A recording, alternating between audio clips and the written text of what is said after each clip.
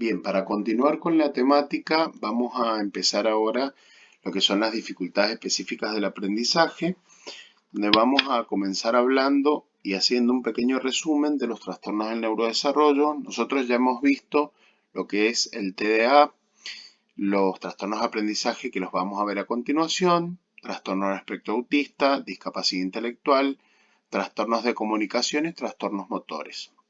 Los dominios posibles de afectación: tenemos el área emocional, lo conductual, lo sociofamiliar, el aprendizaje, la comunicación, el aspecto motor y la salud física.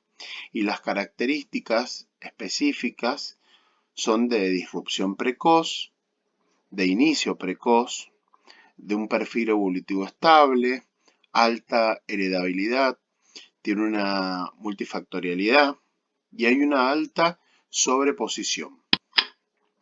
Entonces, ¿qué es lo que es un DEA? Hoy en día ya no hablamos más de trastornos del aprendizaje, sino la nueva concepción plantea lo que son las dificultades específicas del aprendizaje. ¿Sí? Le sacamos la palabra trastorno para ponerle la palabra dificultad y lo plantea como justamente una dificultad inesperada y específica y persistente en la adquisición de un aprendizaje. Esto va a implicar el nivel de inteligencia y las oportunidades socioculturales que pueden ser adecuadas. Podemos decir que va a afectar directamente la capacidad de un niño para poder adquirir y aplicar una habilidad de lectura, escritura o matemática. Entonces, cuando hablamos de las dificultades específicas de aprendizaje, vamos a ver estos tres núcleos grandes dentro de lo que es la expresión escrita, la disortografía y la disgrafía, dentro de lo que es la lectura, la dislexia, y dentro de lo que es el cálculo matemático, la discalculia. Cuando hablamos de los DEA, van a constituir justamente un conjunto de problemas que interfieren significativamente en el rendimiento del niño en la escuela, dificultando obviamente un adecuado progreso del niño. Y también, hablando un poquito de lo que son algunas estadísticas, los DEA van a suponer entre un 10 y un 15% de la población escolar. No suponen solamente problemas escolares, sino también, en la mayoría de los casos, estas dificultades se van a extender con el paso en el tiempo en los diferentes ámbitos y dinámicas familiares, el estado emocional de los niños y también la relación que tiene con su conducta. Cuando hablamos de las dificultades de la expresión escrita, hacemos referencia justamente a lo que venimos hablando anteriormente, a la disortografía y la disgrafía. ¿Cuáles van a ser las características a nivel general? Los problemas de la expresión escrita van a implicar justamente una alteración en la habilidad para componer un texto escrito. Cuando los problemas con la escritura se consideran un DEA, justamente cuando las habilidades de la escritura se van a encontrar claramente por debajo del esperado para la edad cronológica del niño, el nivel intelectual y la relación edad con el grado. Va a inferir con el desempeño académico y en actividades diarias que requieran de la escritura. Y las características que van a ser justamente son las siguientes: mala ortografía, errores gramaticales o de puntuación y una desorganización en los párrafos principalmente en la lateralidad. Cuando hablamos de disgrafía, hablamos de que los textos escritos pueden resultar indescifrables. Suelen adoptar posturas poco convencionales para la escritura, la sujetación, la sujeción del lápiz, no la realización de la forma correcta, la falla en la velocidad y prensión, hay una letra excesivamente grande o muy pequeña. El espaciado entre palabras es demasiado pronunciado o apiñado. Obviamente van a haber enlaces erróneos entre palabras. Acá tenemos un ejemplo en donde podemos ver cómo el niño viene escribiendo, ¿sí? Y se torna luego indescifrable, totalmente ininteligible. Acá tenemos otro, bueno, tenemos el ejemplo ampliado, ¿sí? Y luego, para algunas indicaciones, algunos juegos para trabajar con la disgrafía son los siguientes, ¿no? El repasar una figura punteada, los bucles en la hoja, completar la figura, formando figuras con números, el juego de monedas y el sapo, por ejemplo, etc. Luego, cuando hablamos de lo que es la disortografía, hablamos justamente de una dificultad a la hora de respetar la estructuración gramatical, es decir, en sus escritos se van a observar faltas de ortografía en palabras familiares, omisiones, sustituciones, cambios de artículos y acentos. Pueden también aparecer sílabas completas, cambio de letras, confusión, contaminación, etc. Ahí tenemos un ejemplo, an, nen, ni, no, no, y avión, por ejemplo, con faltas de ortografía, ¿no? Ahí lo tenemos ampliado para que lo puedan observar bien. ¿Y cuáles son justamente las áreas que van a estar relacionadas con la escritura? Justamente hablando un poco de lo que es el cerebro y la escritura, no es posible localizar una sola región cortical discreta para una función mental tan compleja como es la escritura. La escritura justamente puede verse alterada como resultado de un daño neurológico con diversas localizaciones cerebrales. Acá tenemos, por ejemplo, todas las áreas que están relacionadas con la escritura, el área de Broca, el córtex motor primario, un córtex sensorial primario, el área visual, ¿sí? Donde vemos en el área más occipital, ya en el área de Wernicke o también el área auditiva primaria. O sea, es un montón de zonas del cerebro que van a estar implicadas y relacionadas con la escritura. Acá tenemos otro ejemplo, ¿sí? Donde podemos observar bien la dificultad que se presenta. Y acá son algunos de los de ejercicios que se pueden trabajar.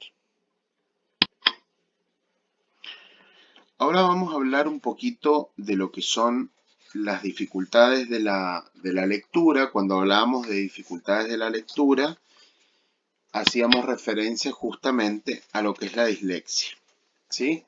La dislexia es conocido, según el DSM-4 y 5, que en realidad no hubo un cambio muy grande, como un trastorno en la lectura. La característica esencial que tiene es el rendimiento en la lectura que se sitúa sustancialmente por debajo del esperado en función de la edad cronológica. Va a tener en cuenta un poco lo que es el coeficiente intelectual y de la escolaridad propia que tiene el individuo, ¿sí? Que tiene este niño. Generalmente la alteración de la lectura va a interferir significativamente, ¿no? En el rendimiento académico de este niño, de ciertas actividades de la vida cotidiana que van a requerir justamente determinadas habilidades para la lectura. También la lectura oral se caracteriza justamente por distorsiones, sustituciones, omisiones, tanto en la lectura oral como en la silenciosa. Se caracteriza por una lentitud y errores en la comprensión. Justamente en la dislexia se va a asociar frecuentemente a un trastorno también del cálculo. Está muy relacionado la dislexia con un trastorno, con una dificultad, ¿sí? En el cálculo y en la expresión escrita, siendo justamente relativamente raro hallar algún niño que presente este trastorno en ausencia de otro. Van a estar íntimamente relacionadas y generalmente la que más frecuencia tiene, la que más tiene es la dislexia justamente. Algunas estrategias por ahí para trabajar yo no las voy a nombrar, pero sí tener en cuenta esto de la utilización de resaltadores, ¿sí? Utilización de láminas, siempre tener en cuenta un enfoque multisensorial, tener en cuenta también el recordar tener a mano una imagen sobre la formación de una letra para ayudar con las letras confusas, ¿sí? Tener siempre el recurso gráfico y que el niño lo pueda observar y que pueda darse cuenta cómo realmente son estas letras, cómo las tengo que nombrar, cómo las tengo que representar. Siempre obviamente teniendo en cuenta cuestiones que lleven al niño no frustrarse, ¿sí? Sino que justamente la idea es poder trabajar a través del juego, ¿sí? Cuando son chiquitos, poder trabajar a través del juego es fundamental. Ya ahora vamos a analizar un poquito y ver lo que son las dificultades en el cálculo, que justamente es la discalculia. Se observan en algunos niños la dificultad de integración de los símbolos numéricos en su correspondencia con las cantidades reales de los objetos. El valor del número no se relaciona con la colección de objetos. Se constatan igualmente la dificultad en efectuar una buena coordinación espacial y temporal, relación que va a desempeñar un papel importante en el mecanismo de las operaciones y dificulta o imposibilita la realización de los cálculos. Entonces, por lo general, el niño disléxico, ¿sí?, va a rotar y transponer o invertir algunas letras y sílabas y va a repetir justamente los errores con números. Por ejemplo, el 6 por el 9, el 69 por el 96, el 107 por el 701, por ejemplo. Y va a haber una dificultad justamente en el grafismo de los números, en la interpretación de cantidades, en los mecanismos matemáticos, en operaciones y actividades justamente que lleven y que denoten una comprensión aritmética. Cuando hablamos de causas, hay múltiples causas, como siempre decimos. Los trastornos del neurodesarrollo tienen causas multifactoriales, en el que van a influir justamente aspectos madurativos del sujeto, aspectos cognitivos, emocionales y educativos. Y también justamente las diferentes combinaciones. La capacidad visoespacial y visoperceptiva van a estar afectadas, ¿no? La mala lateralización, que justamente va a haber una lateralización cruzada o invertida, y diferentes características en relación a la falta de ritmo de desorientación espaciotemporal, y pueden presentarse además y asociarse a problemas sociales, emocionales y comportamentales. Eso es fundamental y eso se ve mucho. Una de los aspectos y de las diferentes destrezas que nosotros como individuos tenemos son diferentes destrezas lingüísticas, de percepción, destrezas matemáticas y de atención. En estas 4 destrezas van a haber diferentes dificultades. En lo que es la lingüística va a haber deficiencias relacionadas con la comprensión de los términos matemáticos, de la conversión de problemas matemáticos en símbolos matemáticos. Dentro de lo que es la percepción, va a haber una dificultad en la capacidad para reconocer y entender los símbolos y también para poder ordenar grupos de números. Dentro de lo que es la destreza propiamente dicha de la matemática, se incluye la dificultad con las operaciones básicas, ¿sí?, y sus secuencias, lo que es suma, resta, multiplicación y división. Y en relación a la destreza de la atención, se trata justamente de la dificultad de copiar figuras, observar los símbolos y las operaciones correctamente.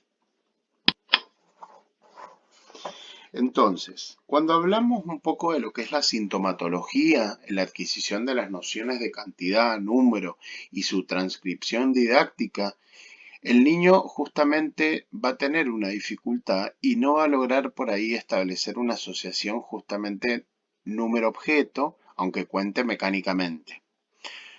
Por ahí la dificultad en comprender un sistema de numeración que está compuesto justamente por grupos iguales de unidades y que cada uno de estos grupos forma una unidad de orden superior, también va a presentar algún tipo de dificultad en lo que es la comprensión del significado del lugar que ocupa cada cifra dentro de una cantidad. Y a medida que las cantidades son mayores y si además tienen ceros intercalados, la dificultad obviamente se va a aumentar, ¿sí? Entonces, hay una desorganización y hay una dificultad bastante marcada.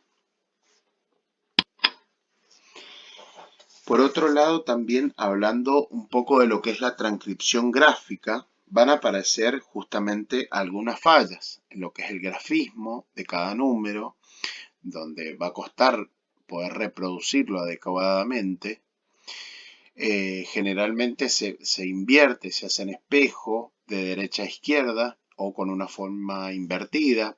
Los dígitos cuyo grafismo es de algún modo simétrico, les cuesta hacer seriaciones dentro de lo que es un espacio determinado y siguiendo una dirección lineal de izquierda a derecha, sino que lo hacen totalmente al revés o invertido, etc.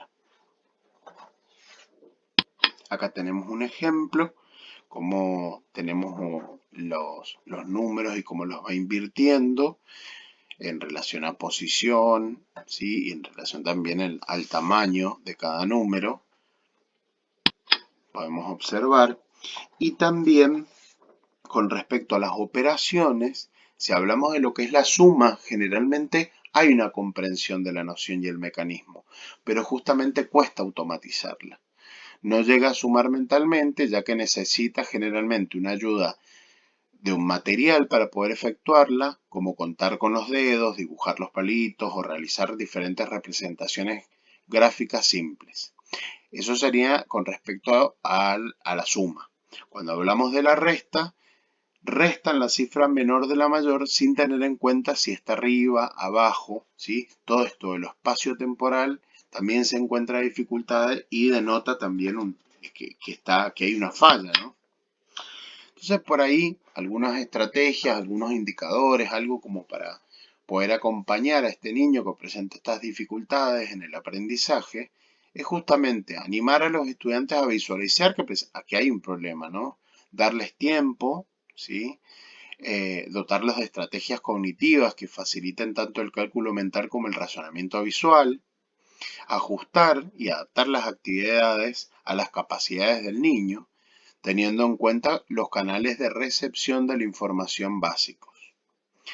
También tener en cuenta al estudiante que, a ver, el plantearnos de que lea en voz alta, escuchar con mucha atención. A menudo las dificultades surgen debido a que una persona, por ejemplo, con discalculia, no comprende bien los problemas matemáticos, ¿sí? Hacer mucho hincapié en lo que es la comprensión, justamente. Dar ejemplos permanentes y también ejemplos y situaciones de la vida real. Generalmente está bueno tener un cuaderno, un anexo, ¿sí? Más allá del cuaderno que tenga o la carpeta, sino que tenga un cuaderno aparte para hacer cálculos auxiliares, ¿sí? Y principalmente también trabajar mucho lo que es la repetición y trabajar mucho desde el área psicológica, todo lo que es la tolerancia a la frustración, el reconocimiento del error, ¿sí? Son cuestiones que hacen al déficit del aprendizaje.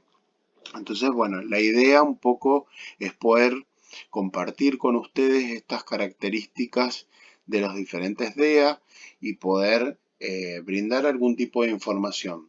Les vamos a dar material también anexo para que puedan descargar, así que nos vemos en el próximo video. Gracias.